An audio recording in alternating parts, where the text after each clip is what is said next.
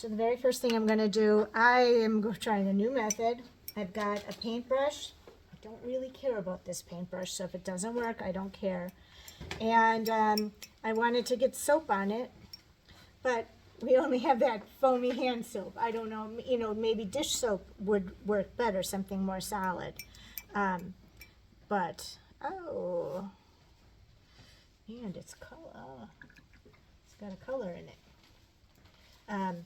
All right, so I'm just getting dish soap on my brush, and I'm going to, I want to use a brush. So I'm going to look at my image, and there's a couple areas that I think that maybe it would help me and help my brain a little bit if I kept them just a little bit white. And I think one of those areas that I'm going to keep white, and just temporarily, I will probably end up painting over them because they're not exactly white, but they're strategic places.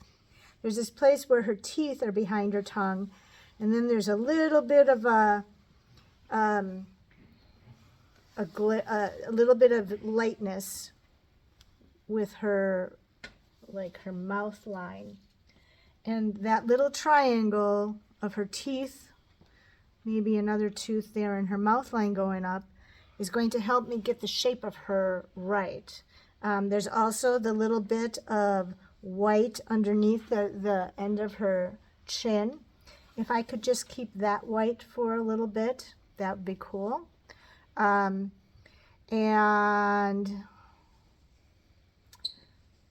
yeah, oh, and then a gleam in her eye. I'm going to put 2 gleams in her eye. She's got one there, which is just a little tiny dot. But I don't have to do this with mastic or the masking fluid at all. I can go in there with white paint at the very end, and I still may do that. Maybe the masking fluid is only going to work temporarily. Maybe I'll change my mind.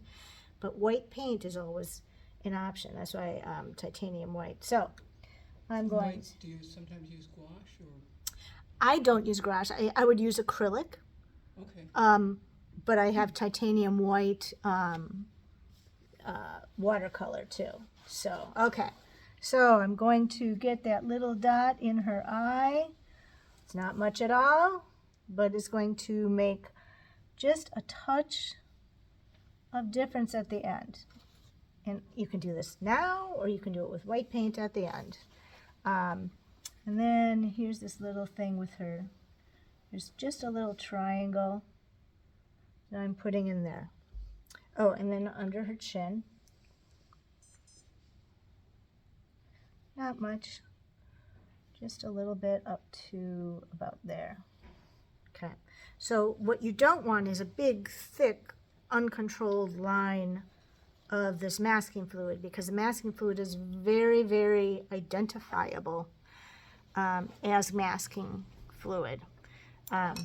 And I don't want to have to then work to make it not identifiable as masking fluid. It's just an added step that I generally don't do. But if you put it on like this, oops, it's already dry. It's very, very fast, very easy.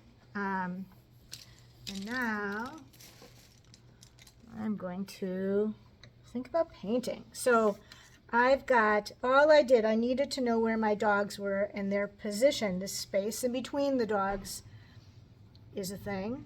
They're kind of positioned where their faces are going. Oh, I totally forgot. This is, forgot this part of her. Where does this go to? This goes to here. So, okay. And it just identifies these as my dogs, right? By using the photograph, I have the landmarks in there. So what you can do now is you can start with the background, but the background, you have to know the background because the background is going to affect your pet, right? So if you're going to do a vignette, if you're going to do, like I have a full, like these are outside dogs. They just love being outside and playing fetch. And so to have them outdoors in the painting is important. I tried to find where the horizon line is here, And I found it here, and then here I think it's going up a little bit because there's more weeds. But this has everything to do with them. It's going to be a complete back and forth. So I think that instead of doing the background, it makes more sense for me to just get in and start doing, mapping out the colors of their fur. So that's what I think I'm going to be. So if you do a vignette, sometimes you do that first, the background, then the vignette, or? You can if you want, but I really don't want sharp lines around my dogs. And so when you're doing the vignette, and you're going to have edges, right? But this edge is white, this edge is white, this edge is white. So if I do the background green, I don't want the green to get into the white. But I don't mind if the beige or any of these colors get into the green, because the green's a much darker value. Okay. So you kind of strategically, you can do it any way you want, but you want to think about how not to get like those dark worms or the white worms or these hard edges that you're going to have to work to make go away. Can you explain what you mean by vignette? A vignette would be like the whole outside of this is just blurred out. Like There's a no, photo. yes, right? Yeah. Yeah, the paint doesn't go all the way to the edge of the paper. Yeah. Yeah. So let's get some colors in here.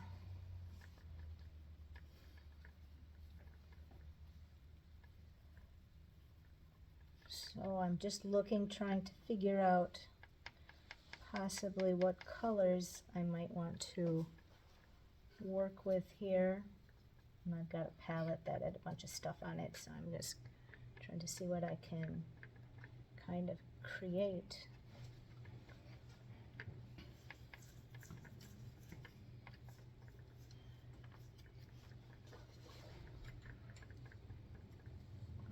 All right, so I've got this. Now, next thing I'm going to have to decide, are there areas where I wouldn't mind working wet on wet? Or would I want to work wet on dry right away? When you work wet on wet, you don't always have the control. But there's this flow that you can get, and you can, while it's wet, you can drop paint into certain areas, and you can pull paint out of other areas. So there's a lot of balancing that can go back and forth. So I think I'm going to start on her. This is Maisie.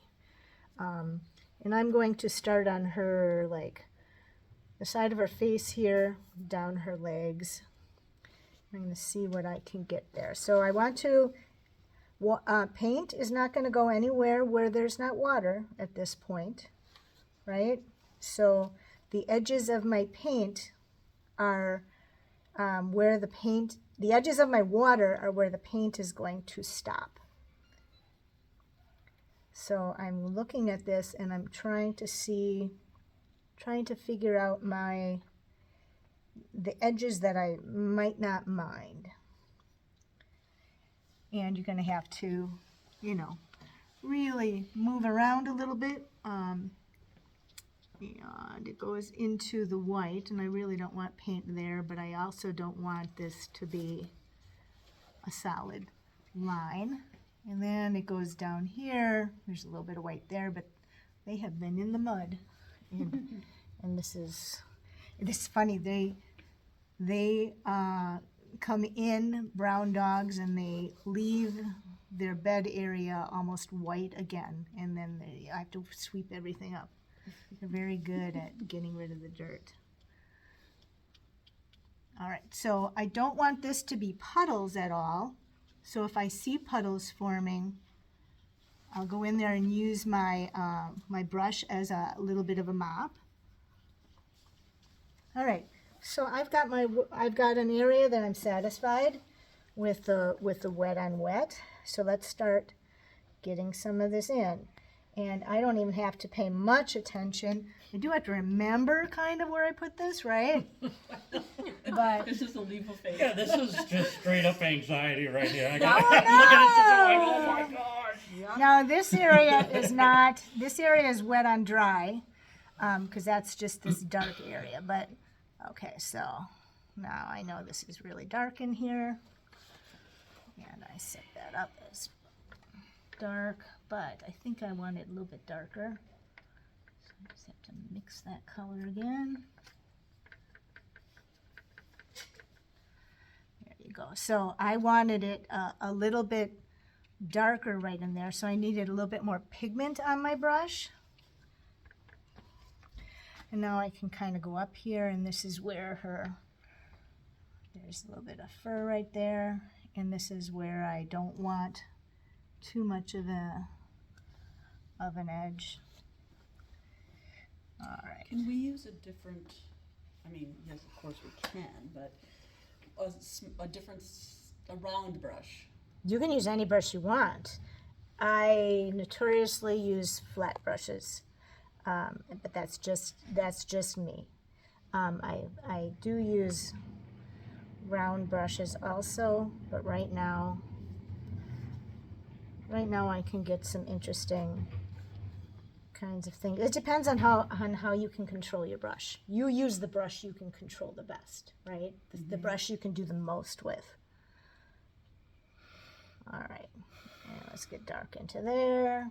And that up top there that you're working on, value-wise, doesn't that look darker to you?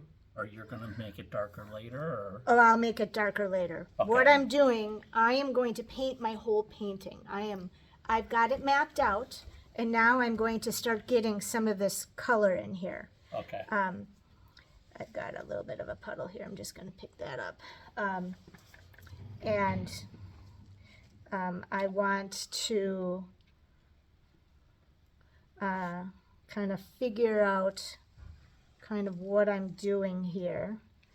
And now I'm actually going back in with a little too much water on my brush and creating a little bit of blooms, which go really, really well with fur. I think I want to connect that right there. And she's got a little bit of a light there, but that's going to be light right there. All right.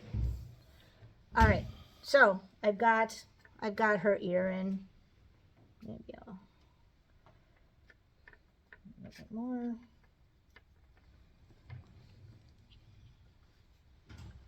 I've got this ear in right here. I got this right here. So that's her. I'm gonna let the paint do its thing. I've mapped out some color. I now can like envision her a little bit, right? Now let's get Lucy. Lucy a cattle dog? Yeah, well, they're both like Border Collie, Australian Shepherd. Lucy was given up. She was actually abused by the Amish because she was not a cattle dog. They thought she would be, but she does not have the instinct. Oh my God, she is so smart. And Lucy would rather just play fetch all day long. So, yeah.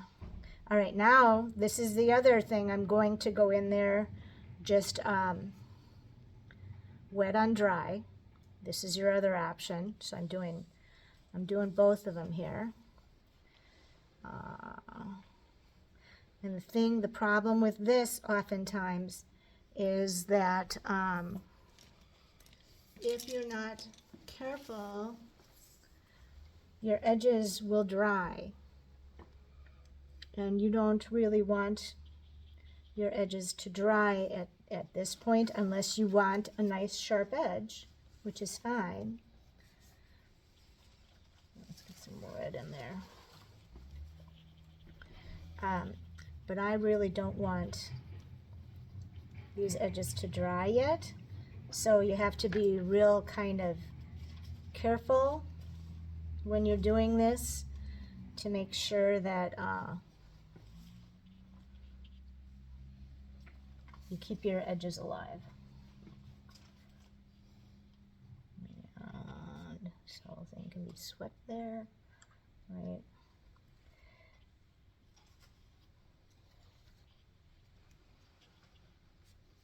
Okay.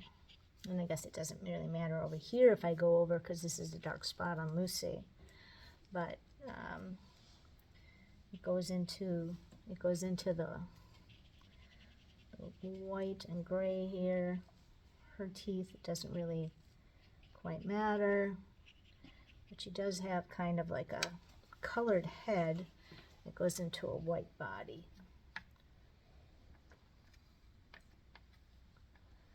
And just can go here. Maybe some more. I'm getting that I got the paint rather thick right here. And I'm bringing it down for her legs, but I know that it gets white over there. So I'm just gonna pull that away and let it kind of seep in.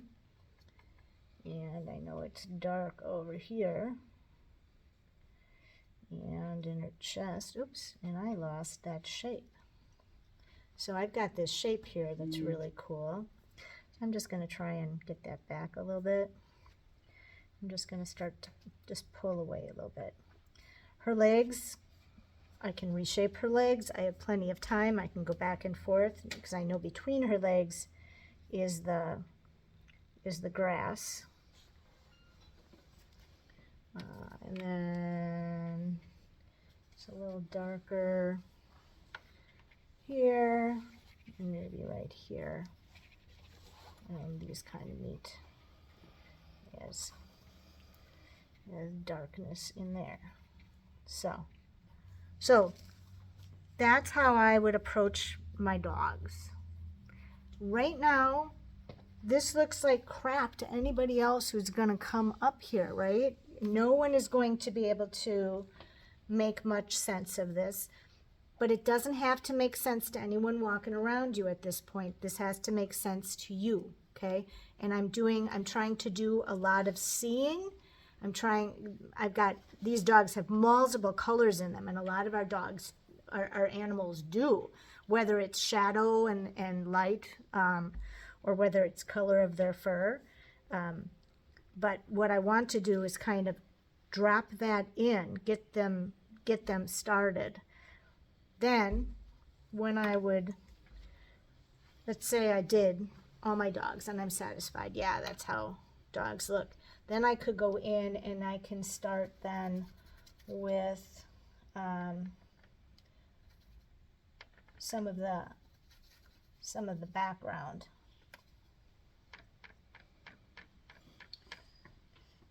So when you did that, Lucy, Mm-hmm. you've kind of lost the eye. Can we? I didn't lose the eye. I know where the eye is because I've got the reference photo right here. Yeah. And she has color around her eye, and I don't need the pencil mark. I mean, unless you do. If at this point, if you lose your pencil mark and you're like, crap, I don't think I can ever get that back, you're going to kind of have to get it back. You're going to have to figure out, okay, and then to help yourself, if you really, really needed to, because I lost the fold of her ear too. I know that her ear comes here, and then there's this line of the shadow, and that shadow ends right where her eye is. I can come back and I can draw it over if I feel really uncomfortable, or I can just like try to get everything in and figure out where her eye is in relationship to her nose, in relationship to her ear, in relationship to the angle of this ear. You can figure it out. The pencil lines are literally just to map where these are, and you've got your reference photo right in front of you. You got all the visual information you need, and if you need help, if you're like, dang, I don't know the angle of this, we can figure it out. But looking and seeing, everything is in relationship to everything else. So for the background, again, I would do probably a wet on wet, and I think I'm going to just do part of the wet on wet, like I wouldn't do. I know there's a difference in horizon lines, so I can go all the way up to there, and I know she's got some white fur there, so I can just start dropping some stuff in. I know that as it goes back, I'd like it to be more gray, and as it comes to the front, I think I'd like it to be a warmer kind of color. But where it comes right up to her, that's a pretty dark color. So I can maybe get a little bit of purple in there, and maybe the purple can go right up into where the wet is for her fur. But so then I would leave that, and then I would go to this area, and I know that this is connected to this, right? And this defines the relationship between these two, and it also defines the edges of both of the dogs, which are really, really important. So, yeah. So that's how I would approach this painting. So, do you have questions? Couple questions. Yes. One is I think it's not just me. I think a couple of us have like large eyeballs on our. They're not just a little dot. So I'm like, to me, without your instruction, my approach on this would be, I would spend the next couple hours on an eyeball. Really? Trying to make it look good. And then I would go out from there, but I don't think that's the approach. You know because what? I'm going for, like, I want it to look nice. Yes, yes. You can have any approach you want. There's 1,000 ways to approach a painting. I go from very loose to tightening it up as I go, and I keep everything is in relationship to everything else. Okay. And so that's what I have in mind when I approach paintings. Now, these eyes are tiny. This eye I could lose, and that's just a couple brush strokes, right? Yeah. It's not like your giant cat eye, and it's her profile and her profile are just as important as your cat eye in your profile. Okay. Okay? And so I didn't even get to that yet. So what I'd like you to do is not do the eye right away, and certainly don't do the eye like this, because that eye is important. That eye is that eye and that putty. Oh my God, the little nose. So that's the crux of your painting. That has to be probably the most realistic part, right? It identifies your cat as your cat. So do other things. Okay. There's plenty for you to do in that painting Right. rather than the eye. And I'll work on this. Well, we all work on our paintings. And when I get to the important stuff where I have to, where it's going to be the considerations of make or break, is this Maisie or is this just some random dog, right? I'll do another demonstration and I'll show you kind of how I think about that. For whiskers, Yeah. do you think masking for that, or do you think depends. there's something at the end we can do? I have seen paintings just like be devastated by horrible whiskers made with masking fluid. If you can get those really thin lines. I've got a pretty thin. Are you good at it? No. Oh, okay. So the option is getting a Like an X-Acto knife. I was thinking of scratching it out. No. Getting a liner brush. Yep. Practice with a liner brush with titanium white Okay. at the end, because those whiskers. Yeah, they're big. Yeah. So it depends. If you have really good control over masking fluid, go for it. Okay. And we do have a couple of the pens. Oh, I think I have them in my bag yet. Yeah. Very thin Yeah. masking fluid. And yeah, and if you get a brush and do it with soap, this is, there's no masking fluid on here. It's, I mean, there's plenty of ways. What about indenting those areas? I've seen people use little stylus and If you indented it, it's going to generally, the paint is going to go in there, and become darker.